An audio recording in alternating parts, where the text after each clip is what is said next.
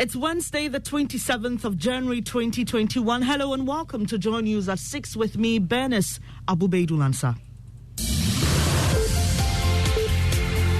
Our COVID-19 treatment centers have gone from having 0 patients to now being 4. Ghana Health Service is recording on the average 200 new cases of COVID infections daily.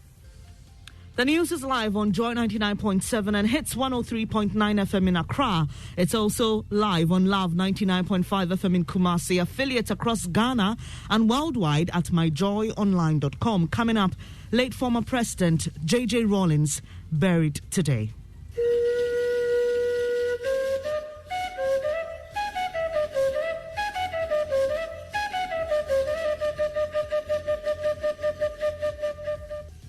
We'll take you live to the Black Star Square where the state funeral will be held before the burial. Jerry John Rawlings, a story of greatness. We have excerpts of a Ghana's great documentary on the life of Ghana's former president. The very thing I was trying to prevent in 1979, a few weeks later, June 4th, 1979, from 15th May 1979 to June 4th, the country just exploded. I'm just an ordinary, hungry, screaming Ghanaian who wants to realize his creative potential, who wants to contribute. And latest study by NCCE scores Office of Special Prosecutor low marks among state institutions that are proactive in identifying corruption, with SEPS as first. There we found SEPS coming on top as an institution that is very active in identifying cases of corruption. And in business, government advised to go in for the Debt Suspension Service initiative to give the country some relief in repaying its bilateral and multilateral loans. That and more when I return with a Joy Business report later. And retired Justice of the Supreme Court, William Atuguba, praises Joy News for our bold and fearless journalism. I saw that Joy News has been very daring, trying to find out the truth and present it to the public as it is. That has been my impression of recent times. We've got details in a moment.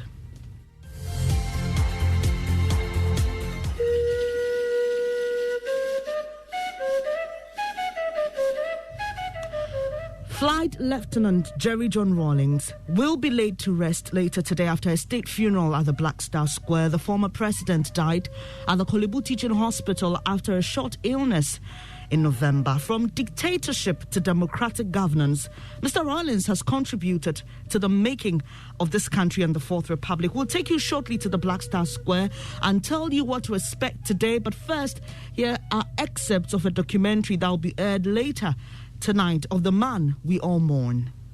Jerry John Rawlings, a man of many faces, charismatic, enigmatic, and maybe the man who, through courage and love for his nation, ended an era of coup d'etats in Ghana. December 31st was the last coup d'etat that we had in Ghana. I want to give him the credit for ending coup d'etats, because it became fashionable in our sub-region where one person, one country overthrows and then the next day you hear it in a different country. Military adventurism by some of the people in the profession. And that, I would say, it was something that had to end because the country was going down. People were migrating. People couldn't cope with the hardships of the times. So for that, he should take some credit for ending all coup d'etats for the good of our country. Boom. You had the excerpt of Ghana's great documentary in honor of former President Rawlings. It will be aired later tonight on the Joy News channel, but you can catch the radio version at 8 a.m. today on the Super Morning Show. Now let's go live to the Black Star Square. Elton Brobe is there for us. Elton, what can you report?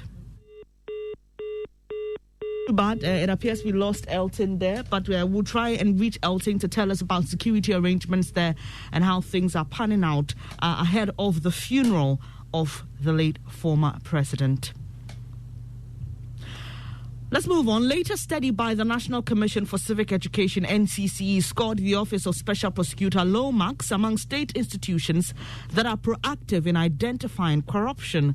The Customs, Excise and Preventive Service SEPS topped the list as the most proactive institution. Presenting its report in Accra, Director of Research, Gender and Equality Department of the NCCE, Dr. Henrietta Asante-Sapon, said more than 50% of Ghanaians say corruption is high in the country.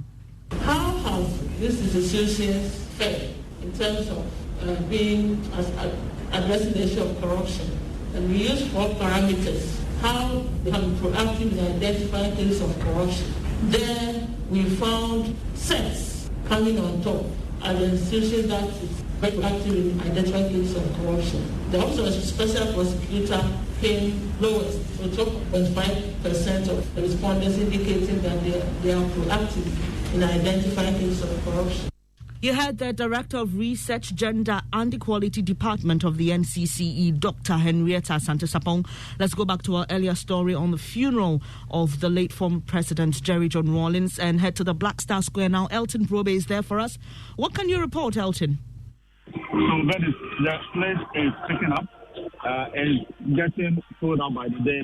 Everybody at 5:30 already. I saw someone is already seated and waiting for the service to start. So the program that we have, everything is expected to start at exactly 7 a.m. So the Independence Square here has been transformed into a funeral ground.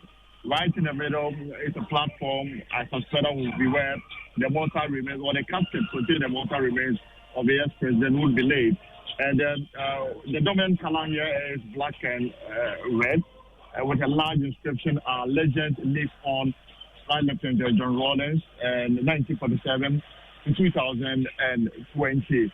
And already the military band, I'm sure they are in their final stages of preparation towards the final program coming up at exactly 7. Those who've been invited to sit on some designated areas have already started filling up these places.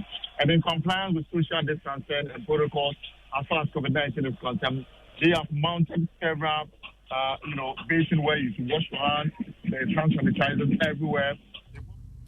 Elton Brobe there, coming to us live from the Black Star Square, where the funeral of the late former President Rawlings will be held.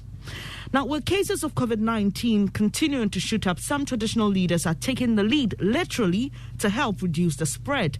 One of them is the Omanhene of the Ogwa traditional area, Osabere Makwesiata II, who embarked on a drive to distribute free face masks and sanitizers to residents yesterday. He says the spike in the cases is scary and wants his people to comply with the protocols. Richard Kojo-Nyanko joined the exercise. Here's his report.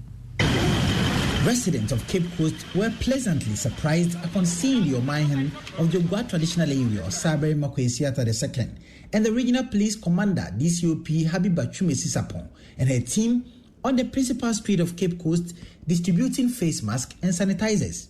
The distribution was interspersed with broadcasts on public address systems by the Omanhene, urging his people to stick to the protocols as the cases surge. We all are aware of the dangers of the coronavirus, and people must be made aware that we can avoid the impact of this pandemic if we wear face masks, sanitizers, wash our hands under running water. Central Regional Police Commander, DCOP Habiba Chumesi-Sapon, says the police needed to combine the law enforcement with education and sensitization on the protocol. The market queen of the Abra market, Madam Cecilia Agri, had these words of advice to her colleagues and residents. This is a signal to us that if you doesn't wear the nose mask, they have every right to arrest you. Richard Kojo-Nyanko with that report. And retired Justice of the Supreme Court of Ghana, William Atukuba, is full of praise for what he describes as bold and fearless journalism being practiced here at Joy News. For him, the expose of wrongdoing in the society by Joy News gives him hope of a better future for Ghana. William Atukuba, who presided over the 2013 election petition hearing, brought then by opposition leader Nana Akufo-Addo against the declaration of John Mahama's winner of the 2012 presidential election, says Joy News coverage of the polls sets it apart from competitors. I started appreciating Joy News in 2013. Late December, I was with my daughter and my son in the U.S. and my brother-in-law when the results started trickling in. And then my children gave me an iPad. I'm born before computer, so I didn't know what. But